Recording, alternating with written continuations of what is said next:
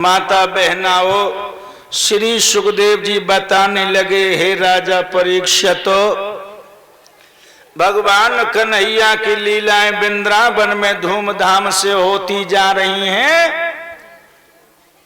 लेकिन धीरे धीरे प्यारे भक्तों व भोजराज कंस का सितारा मंद पड़ता जा रहा है। एक समय देवर्षि नारद जी जाकर के कंस की कचहरी में पहुंचे। कंस ने बड़े आदर के साथ में देवर्षि नारद जी के लिए सम्मान दिया, आसन दिया, बिठा लिया। देवर्षि नारद के चरणों में भोजराज कंस का प्रणाम स्वीकार हो। आइए महाराज। प्रसन्न रहिए कंसराज, कहिए चित्त प्रसन्न है। महाराज चित्त प्रसन्न नहीं है, बहुत दुखी है महाराज। फिर दूध पियो, उसके बाद कोई बात नहीं है, वक्त काट लीजिए। लेकिन एक बात बताओ। हाँ महाराज। हमने सुना तुम्हारी बहन देवकी का बेटा कन्हैया तुम्हारा दुश्मन अभी तक नहीं मारा गया। ये और चिंता का विषय बना हुआ है महाराज। मैंने बड़े बड़े राक्षसों को भेजा। ये सुखवीरासुर है, रामानंदसुर है, और ये महावीरासुर है, और ये जितने वर्षुर हैं महाराज, ये सब मारे गए। मैंने जितने वर्षुरों को भेजा, किसी ने लौट के ये नहीं बताया कन्हैया गोरा है, काला है, छोटा है, मोटा है। महाराज सब मारे गए महाराज, एक बचा है, वो भी लंबी लंबी सांसें ले रहा है महाराज, बहुत परेशान है महाराज। कौन सा बहादुर बच के आया भाई? ये बचा है जो हमारा गड़ा पर बैठा हुआ है, ये बचा हुआ है, बाकी के सब मारे गए महाराज। कहिए सरदार कन्हैया से वैसे बचो कोई ना है, तुम कैसे बचे आए श्याम सुंदर भगवान से? कैसे बचे आए?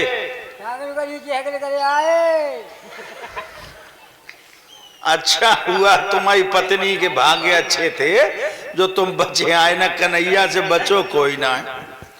कंसराज जी महाराज। मेरी एक बात सुनो।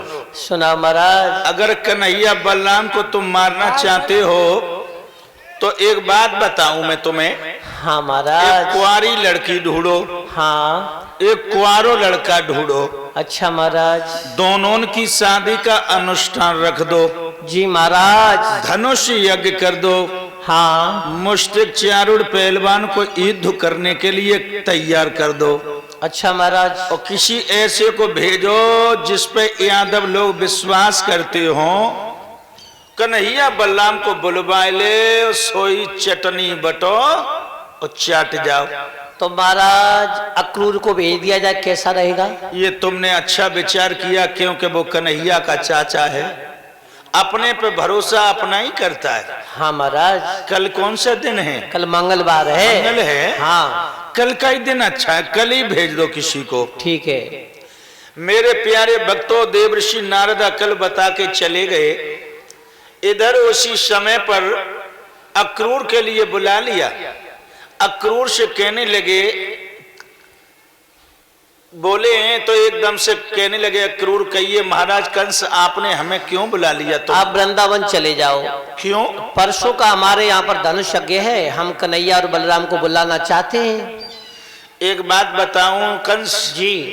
सबे बुलाइयो मगर कन्हैया ही मत बुलाइयो। क्यों? बताऊं? बताओ।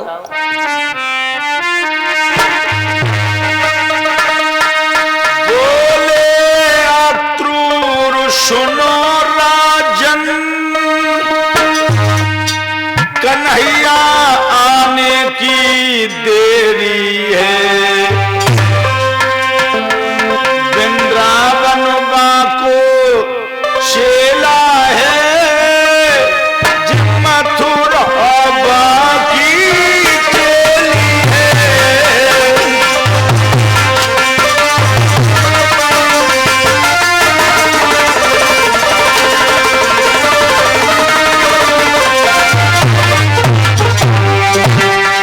समझ गए?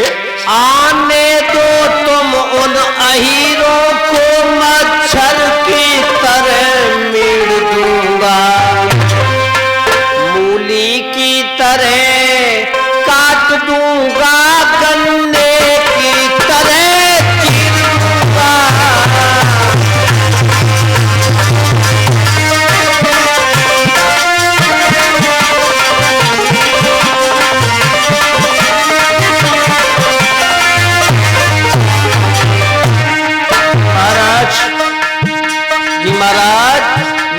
बात समझो, सुनाओ। जो अति का मीठा होता है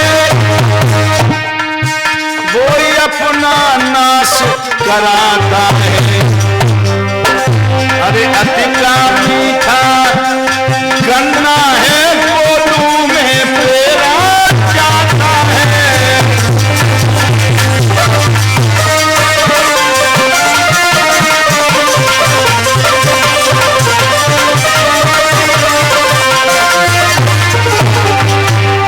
अक्रूर जी मेरी बात सुनो, सही जात नहीं बाली है। हम कह रहे हैं तो काम करो, पंचायत नहीं करानी है।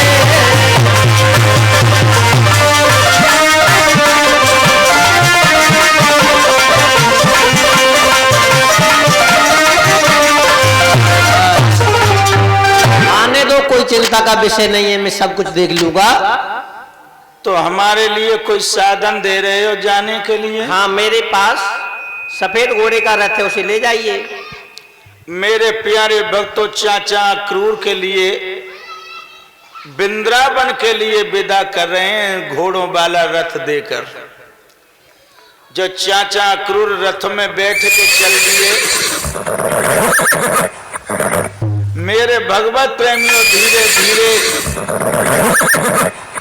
वृंदावन की तरफ चले जा रहे थे रथ को लेके।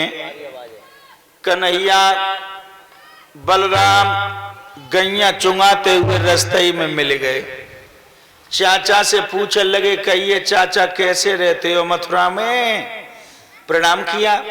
एकदम से बोले, बेटा हम ऐसे रहते मथुरा में जैसे दांतन के बीच में जीव रहती है। चढ़ने नहीं दे रही पहले की तरह आवाज। मेरे भगवत प्रेमियों धीरे धीरे बोले हैं कि मैं निमंत्रण लेकर के आया हूं तुझे बुलाने के लिए। कंस ने बुलवाओ है पत्र देकर, धनुष यज्ञ है, कल तुम्हें मेरे साथ चलना पड़ेगा। कन्हैया बलराम कहने लगे, चिंता न करो, सुबह 4 बजे तुम्हारे साथ चलूंगा, लेकिन मैया यशोदा नंद बाबा से मत कहना, नहीं जाने नहीं देंगे। मेरे भगवत प्रेमियों उसी समय पर कन्हैया गैया लेके खिरक की तरफ चल दिए और अक्रूर जी घर की तरफ जाकर नंद बाबा यशोदा के घर पहुंचे। भोजन इत्यादि करवाओ और पूछने लगे, कहिए कैसे तुम आए हो अक्रूर जी? तो अक्रूर जी ने कह दिया कि कृष्ण बलराम को लेकर के सुबह जाऊंगा, कंस ने बुलाए हुए हैं। मेरे भगवत प्रेमियों कंस का नाम सुनते ही मैया के आंखों में से आंसू निकल पड़े। बाबा नंद रोने लगे, रो करके कहने लगे, अरे अक्रूर तुम क्रूर मत बनो और मेरे कृष्ण बलराम को ले जाकर के तुम मरवाना चाहते हो। मैं अपने लाला कृष्ण बलराम को नहीं भेज सकता मथुरा के लिए, कंस पापी मरवा देगा। मेरे कृष्ण से मत कहना, नहीं वो सुन करके रुकेगा नहीं, चला जाएगा।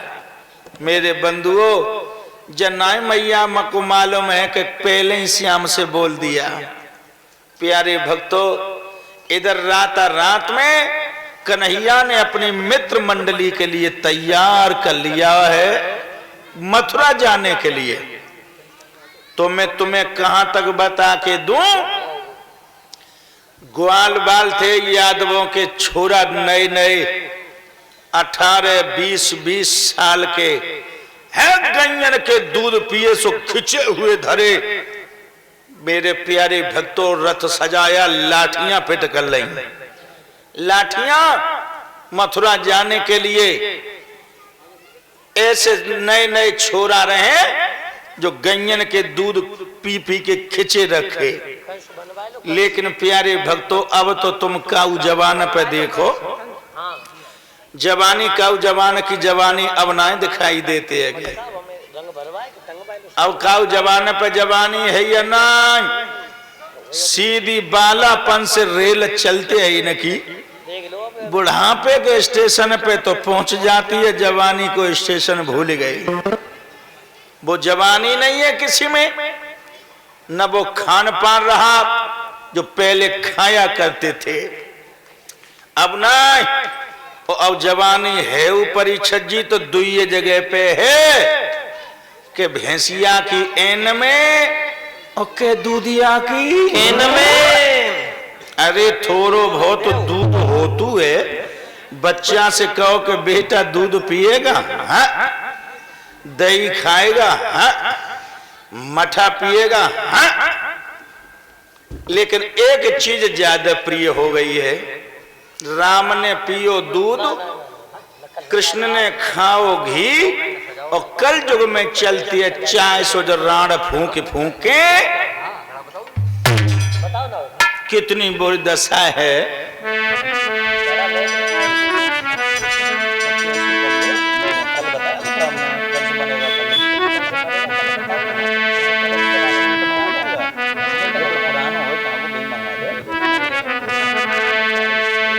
इसलिए मेरे माता बहना भाई बंधुओं, मैं तुम्हें कहां तक बता के दूं।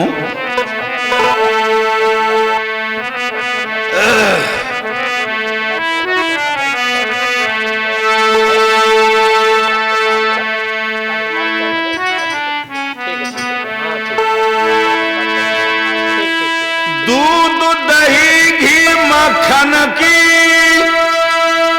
रसम बदलती जाए, और सवेरे हो तब पप्पू मांगी चाय चाय चाय, मम्मी चाय चाय चाय, मम्मी चाय चाय चाय।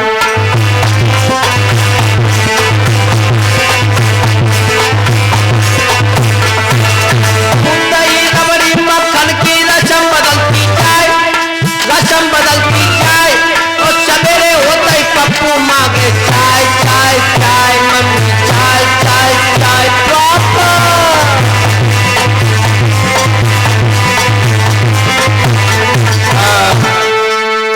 अरे मेरी माता बहना कथा सुनने आई हो तो गांठ में बांधना। तुम लोग चाय पियो सो पियो, मगर इन छोटे छोटे बच्चों के लिए चाय मत पिलाया करो, क्योंकि इनका तेज मारा जाता है, इनके शरीर की चमक चली जाती है, बच्चा पनप नहीं पाता, कमजोर का कमजोर ही रहता। मेरे प्यारे भक्तों, तुम चाय पियो सो पियो, बच्चों को न पिलाओ। कहां तक बताऊं, जो कहां तक बुरी दशा हो चुकी है, जरा सुनो।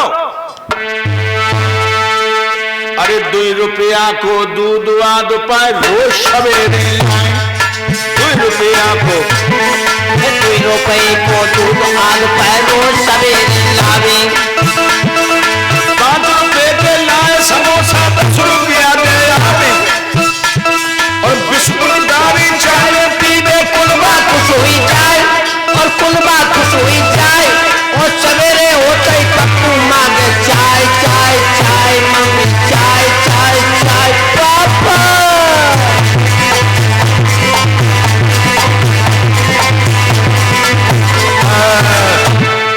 याद रखना, क्या खवाए रही हो बच्चन को? बिस्कुट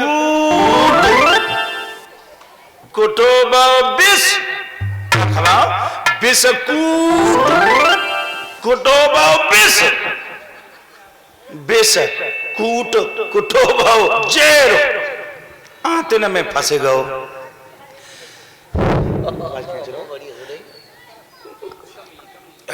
आवाज खींच रहा सांस के द्वारा। मेरे प्यारे भक्तों, दिमाग में रखना, याद रखना प्यारे भक्तों, आंतन में फंसे गो। और बच्चा कला मुंडी लेने लगा। का कह रहे हो मालूम है? हमें जो लगते पंडाल में मुंह ते आओ तासो ब्रह्मदेव जी तो ना पटक रहे। देखिए क्या दशा है। अरे जिगर फूंक दो बच्चन को, का करे डॉक्टर भाई, ये जिगर फूंक दो बच्चन को, का करे डॉक्टर भाई, जिगर फूंक दो बच्चन को, का करे डॉक्टर भाई, ये जिगर फूंक दो बच्चन को, का करे डॉक्टर भाई। गुरसागंज में जाके इन्हें पुनिया 6 मन